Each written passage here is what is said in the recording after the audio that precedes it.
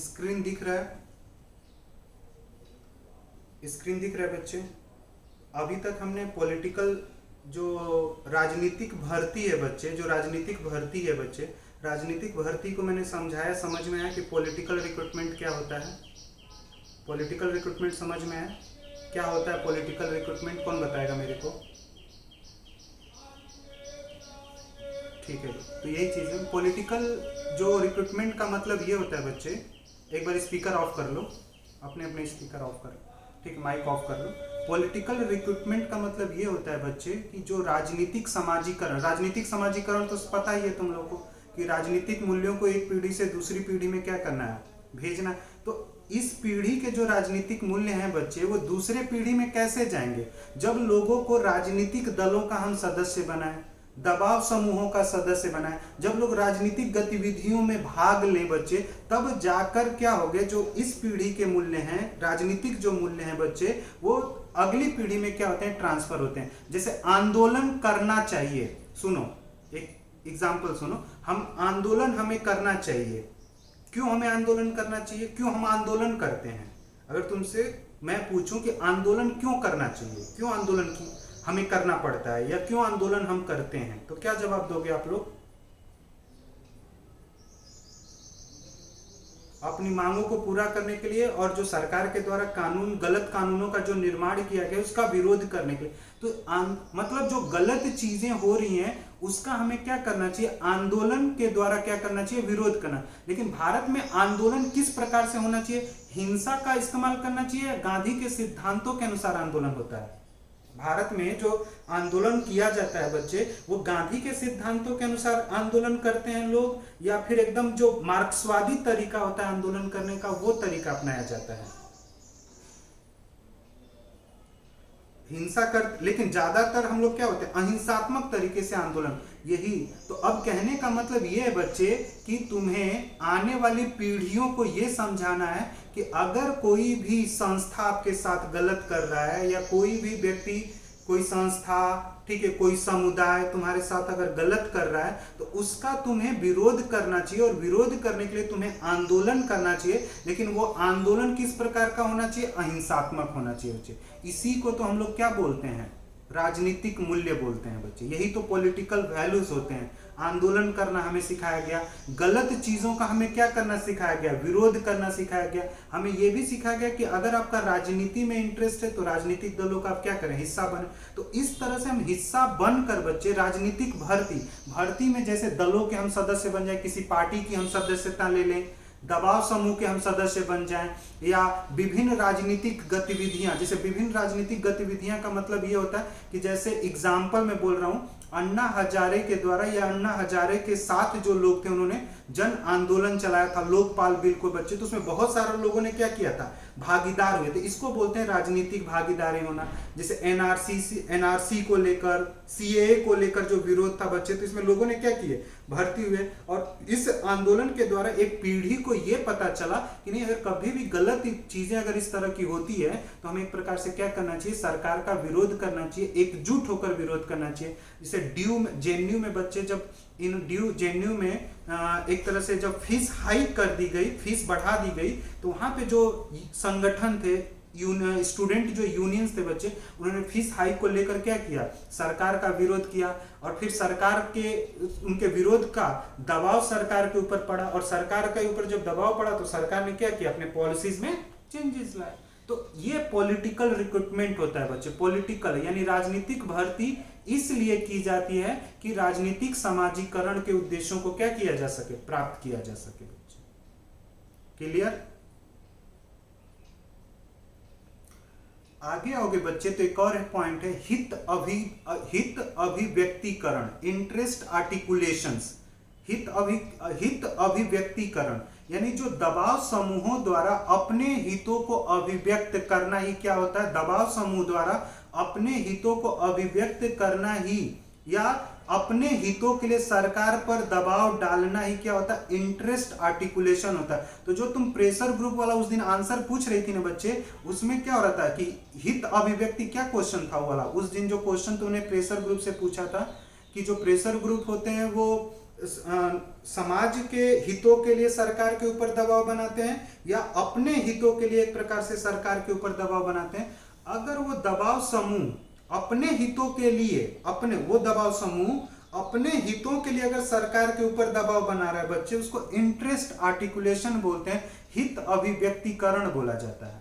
जैसे उदाहरण के लिए अखिल भारतीय जो परिषद है बच्चे, अखिल भारतीय परिषद के जो सदस्य हैं या अखिल भारतीय परिषद का जो उद्देश्य है बच्चे, उस उद्देश्य को समर्थन करने वाले जो लोग हैं, उन जो उद्देश्य को समर्थन करने वाले लोग हैं बच्चे, अगर उनके लिए अखिल भारतीय परिषद सरकार के ऊपर दबाव बना रही है बच्चे, तो उसको भी हम लोग क्या बोलेंगे, हित अभिव्यक्तिकरण या इंटरेस्ट ग्रुप, यानी दबाव समूहों द्वारा अपने हितों का क्या करना, अभिव्यक्ति करना। तो जो दबाव समूह होते हैं बच्चे, वो जो उनके समूह के सदस्य होते हैं, वो उन्हीं के हितों के लिए सरकार के ऊपर क्या करते हैं, एक प्रकार से दबाव बनाते हैं। इसीलिए हित क्या उसमें ऑप्शन में क्या दे रहा था, क्वेश्चन जो था बच्चे उसमें ऑप्शन में क्या दिया था, हितों की अभिव्यक्ति ही दिया था। जो दबाव समूह होते हैं वो क्या करते हैं, हितों की अभिव्यक्ति, अपने हितों की क्या करते हैं, अभिव्यक्ति करते हैं।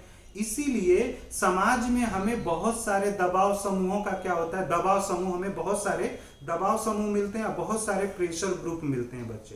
क्योंकि जो प्रेशर ग्रुप होते हैं, हर एक प्रेशर ग्रुप के अपने क्या होते हैं, समूह होते हैं बच्चे, और उन्हीं समूहों के अधिकारों को लेकर या उन्हीं समूहों के हितों को लेकर बच्चे वो सरकार के ऊपर क्या करते हैं, दबाव बनाते हैं। उसको एक तरह से तुम हित अभिव्यक्तिकरण बोल सकते हो। तो अगर तुमसे कोई पूछे कि इंटरेस्ट आर्टिकुलेशन क्या होता है, तो वहां पे बताना है कि दबाव समूहों के द्वारा अपने हितों के लिए सरकार के ऊपर दबाव बनाना ही क्या होता है, हित अभिव्यक्तिकरण होता है। दबाव समूहों के द्वारा अपने हितों की अभिव्यक्ति के लिए सरकार के ऊपर दबाव बनाना ही क्या होता है बच्चे, इंटरेस्ट आर्टिकुलेशन होता है बच्चे। क्लियर हुआ? तो जो हित अभिव्यक्तिकरण होता है बच्चे, वो दबाव समूहों के द्वारा होता है, हित अभिव्यक्तिकरण। तो क्या पूरे देश, जो पूरा हमारा देश है बच्चे, क्या इस पूरे देश का एक कॉमन इंटरेस्ट है या सभी के इंटरेस्ट इस देश में अलग अलग हैं?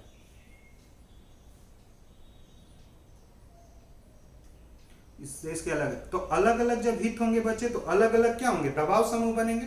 और वो अलग अलग ही दबाव समूह बच्चे जो होते हैं, वो हितों को लेकर सरकार के ऊपर एक तरह से क्या करते हैं, दबाव बनाते हैं, सरकार से मिलते हैं, सरकार से बातचीत करते हैं और अपने समूह के लोगों की हितों को पूरा करने की एक प्रकार से कोशिश करते हैं। अगर सरकार उस हित के तरफ, उस इंटरेस्ट के तरफ ध्यान नहीं देती है, तो फिर क्या किया जाता है, एक प्रकार से उसका धरना प्रदर्शन करना, आंदोलन करना, इस तरह की चीजों को वहां पे किया जाता है बच्चे। क्लियर है? हित अभिव्यक्तिकरण क्या होता है, क्लियर है? ये पॉलिटिकल सिस्टम के ही काम होते हैं बच्चे। हितों का एकीकरण बच्चे, ठीक है, इंटरेस्ट एग्रीगेशंस, हितों का एकीकरण। तो जो राजनीतिक दल होते हैं बच्चे ना, वो हितों का क्या करते हैं, एकीकरण करते हैं, अलग अलग हितों को क्या कर देना, मिला लेना। जो राजनीतिक दल होते हैं बच्चे, वो अलग अलग हितों को क्या कर लेते हैं, एक साथ कर लेते हैं, और उन हितों के आधार पे सरकार के ऊपर क्या किया जाता है, एक प्रकार से दबाव बनाया जाता है। जैसे राजनीतिक दलों द्वारा विभिन्न हितों का क्या करना, एकीकरण करना। कांग्रेस के जैसे विभिन्न छात्र जो होते हैं, कांग्रेस जो है बच्चे, उसका एक छात्र संगठन भी है, ठीक है, कांग्रेस का एनयूसीआई है, छात्र संगठन है कांग्रेस का। तो छात्रों से संबंधित हितों को लेकर क्या करता है बच्चे, हितों को लेता है कि छात्र की क्या क्या मांगे हैं सरकार से। कांग्रेस का इसी तरह से ट्रेड यूनियन को भी लेकर बच्चे, जब मजदूर संगठन पढ़ रहे थे बच्चे, तो उसमें कांग्रेस के क्या है, ट्रेड यूनियन भी है। कुछ कांग्रेस जो है बच्चे, वो किसानों से संबंधित भी कुछ संगठनों को क्या करता है, समर्थन करता है। तो इन सभी हितों को मिला देना, इन सभी हितों का एकीकरण कर लेना क्या होता है, एक हित एकीकरण बोला जाता है या इंटरेस्ट एग्रीगेशंस बोला है। तो हितों का एग्रीगेशन जो किया जाता है, वो पॉलिटिकल पार्टीज के द्वारा किया जाता है, ठीक है। और इंटरेस्ट जो आर्टिकुलेशन होता है, वो प्रेशर ग्रुपों के द्वारा किया जाता है। ध्यान में रखना, हितों का अभिव्यक्तिकरण दबाव समूहों के द्वारा किया जाता है, और हितों का एकीकरण राजनीतिक दलों के द्वारा किया जाता है, पॉलिटिकल पार्टी। ये पूछ लिया जाता है कभी कभी क्वेश्चन कि जो इंटरेस्ट आर्टिकुलेशन है ये किसके द्वारा किया जाएगा, तो प्रेशर ग्रुपों के द्वारा किया जाता है। और जो हितों का एकीकरण होता है बच्चे, ठीक है, इंटरेस्ट एग्रीगेशंस जो होता है, हितों का जो एकीकरण होता है वो राजनीतिक दलों के द्वारा किया जाता है। क्लियर हुआ? ये लिखा भी है तो उतना परेशान होने की जरूरत नहीं है। अगर आज ही जाकर रीड कर लोगे, मतलब पढ़ा देने के बाद, तो तुम्हें ध्यान में रहेगा बच्चे। अब हम लोग बात कर रहे थे बच्चे, जब मैं व्यवस्था की विशेषताएं बता रहा था तो वहां पे मैंने एक शब्द यूज किया था, व्यापकता। व्यापकता, अंतर्निर्भरता और एक स्पष्ट सीमा।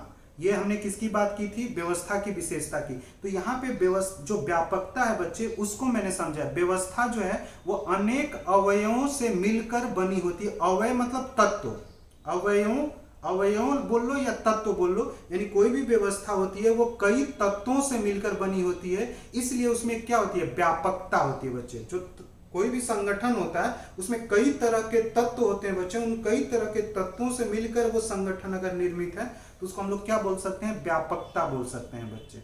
और व्यवस्था के अवयवों में परस्पर अंतर्निर्भरता। तो अंतर्निर्भरता कब बनेगी बच्चे? जब जितने भी अवयव हैं, जितने भी तत्व हैं, उनमें क्या हो? एक निर्भरता हो, तो उसको अंतर्निर्भरता बोलते हैं बच्चे। और प्रत्येक व्यवस्था की एक निर्धारित सीमा होती है। आमंड एवं पावेल ने व्यवस्था का विश्लेषण करते हुए इसमें सभी प्रकार की संरचनाओं को शामिल किया, जिसमें दलीय व्यवस्था, दबाव समूह, राजनीतिक संचार, पॉलिटिकल कम्युनिकेशन, और उनके अनुसार व्यवस्था द्वारा साम्यावस्था यानी इक्विलिब्रियम, हार्मोनियस एवं बैलेंस, यानी जो व्यवस्था होता है बच्चे वो समाज में साम्यावस्था निर्मित करता है, सामंजस्य बनाकर रखता है और संतुलन बनाकर रखता है। जो भी पॉलिटिकल सिस्टम होता है बच्चे, उसकी रिस्पॉन्सिबिलिटी क्या है कि समाज में जो होना चाहिए वो साम्यावस्था यानी इक्विलिब्रियम होना चाहिए। समाज में किसी एक का पड़ाव जो है बहुत भारी ना हो जाए, दूसरे लोग कमजोर ना हो जाए, नहीं, इक्विलिब्रियम, साम्यावस्था होना चाहिए। सामंजस्य का मतलब लोग मिलजुल कर रहें बच्चे, आपस में एक दूसरे को क्या करें? मदद करें। और एक पूरा का पूरा सिस्टम में क्या होना चाहिए? बैलेंस होना चाहिए बच्चे। ये उन्होंने व्यवस्था के बारे में आमंड एवं पावेल ने बोला था बच्चे। क्लियर है यहां तक? अब राजनीतिक संस्कृति का भी इन्होंने मतलब बताया कि राजनीतिक संस्कृति की मीनिंग क्या होती है। राजनीतिक संस्कृति का मतलब होता है कि राजनीतिक व्यवस्था के प्रति लोगों की अभिवृत्ति, यानी कोई राजनीतिक व्यवस्था है उसके प्रति तुम्हारी अभिवृत्ति, वो तुम्हारी संस्कृति है। और उसी राजनीतिक व्यवस्था को लेकर मेरी अभिवृत्ति, वो मेरी राजनीतिक संस्कृति हो सकती है उस व्यवस्था को लेकर। और उस राजनीतिक व्यवस्था को लेकर मेरा परसेप्शन और बाकियों का परसेप्शन क्या होगा? अलग अलग होता है बच्चे। इसीलिए बोला जाता है कि सबकी राजनीतिक संस्कृति क्या होती है? अलग अलग होती है। तो राजनीतिक संस्कृति जब अलग अलग होगी बच्चे, तो राजनीतिक व्यवस्था में व्यवहार जो होता है, बिहेवियर जो होता है, वो अलग अलग होता है बच्चे। हर एक व्यक्ति की संस्कृति क्या हो जाती है? अलग अलग होगी। तो हर एक व्यक्ति की संस्कृति जब अलग अलग होगी तो राजनीतिक व्यवस्था में वो व्यवहार भी क्या करेगा? अलग अलग करेगा। कुछ लोग राजनीतिक व्यवस्था में चोरी करने के लिए आते हैं, लूट खसोट करने के लिए आते हैं, भ्रष्टाचार फैलाने के लिए आते हैं, तो उनकी संस्कृति ही ऐसी है, उनका कल्चर ही ऐसा है। लूटपाट, चोरी करना, झूठ बोलना, वो इसी संस्कृति से लोग रिलेटेड है। तो राजनीतिक व्यवस्था का जब हिस्सा बनते हैं तो राजनीतिक व्यवस्था में, पॉलिटिकल सिस्टम में वो इसी तरह के कार्यों को करते हैं। लेकिन पॉलिटिकल सिस्टम में कुछ लोग ईमानदार लोग आते हैं बच्चे, जिनका काम होता है ना तो चोरी करना है, ना तो किसी को चोरी, खुद भी चोरी नहीं करूंगा और दूसरे को भी चोरी नहीं करने दूंगा। जैसे बीजेपी की जो सरकार है बच्चे, वो भ्रष्टाचार को लेकर एकदम क्या हो जाती है, ठीक है ना, भ्रष्टाचार को लेकर वो किसी को क्या करती है? बख्शती नहीं, किसी को छोड़ती नहीं। क्यों? क्योंकि जो सरकार है बच्चे वो खुद ही चोर नहीं है। मतलब एक प्रकार से जो एनडीए गवर्नमेंट है उसके कार्यकाल में अगर तुम देखोगे तो एक भी भ्रष्टाचार का केस नहीं मिला होगा। कहने का मतलब बच्चे, हाँ, ऐसा नहीं कि इसमें नहीं होंगे, सब मतलब होंगे, कुछ चोर होंगे, लेकिन कहने का मतलब जितना कांग्रेस की सरकार में हमें भ्रष्टाचार से संबंधित केसेस सुनने को मिला, तो उनके पॉलिटिकल लीडर ही ऐसे थे बच्चे कि उन्हें पावर में, सत्ता में, भौतिक सत्ता को इसलिए प्राप्त करना है क्योंकि मुझे अपना घर भरना है। और यहाँ पे भौतिक सत्ता को इसलिए प्राप्त करना है कि सामाजिक समस्याओं को क्या करना है? हल करना।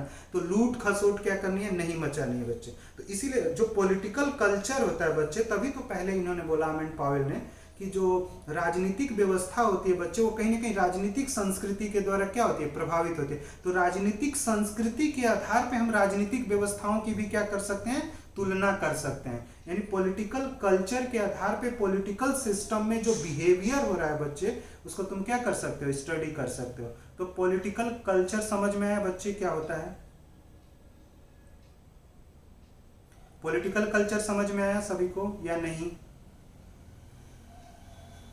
ठीक ठीक है बच्चे। जब पेज नंबर 4 पे आओगे बच्चे, तो हितों का एकीकरण का कार्य मूलतः राजनीतिक दलों के द्वारा किया जाता है, ये पहले ही बता दिया था मैंने। और हितों के अभिव्यक्तिकरण का प्रकार किसके द्वारा किया जाता है, दबाव समूह के द्वारा किया जाता है। तो इंटरेस्ट आर्टिकुलेशंस की रिस्पॉन्सिबिलिटी प्रेशर ग्रुप के ऊपर होती है, और जो हित एकीकरण होता है, इंटरेस्ट एग्रीगेशंस जो होता है, एग्रीगेशन जो होता है, उसका काम होता है राजनीतिक दल। यानी राजनीतिक दल जो है वो सभी के अलग अलग हितों को एकीकरण करते हैं, और उसी एकीकरण पे वो राजनीतिक दल क्या करता है बच्चे, अपना पॉलिटिकल एजेंडा क्या करता है, तय करता है, और फिर उसी के आधार पे एक प्रकार से वो क्या करता है, चुनाव लड़ता है। और फिर चुनाव में जनता को कुछ चीजें बोलता है, जनता को एक प्रकार से लोभ देता है कि भाई अगर आप वोट देते हैं तो मैं आपके लिए ये काम करूंगा। जनता उस लोभ में आकर क्या करती है, कार्य मतलब वोट करती है बच्चे। अब यहाँ पे बच्चे जनरली हम लोग देखते हैं कि आलोचना भी की जाती है, जो एक प्रकार से क्या है, आलोचना भी है। किसकी आलोचना हम लोग देख रहे हैं बच्चे? जो आलोचना है वो आर्मंड पावेल के, जो उन्होंने तुलनात्मक व्यवस्था का जो विश्लेषण उन्होंने संरचनात्मक प्रक्रियात्मक उपागम के द्वारा जो किया गया था बच्चे, उसकी भी आलोचना की जाती है।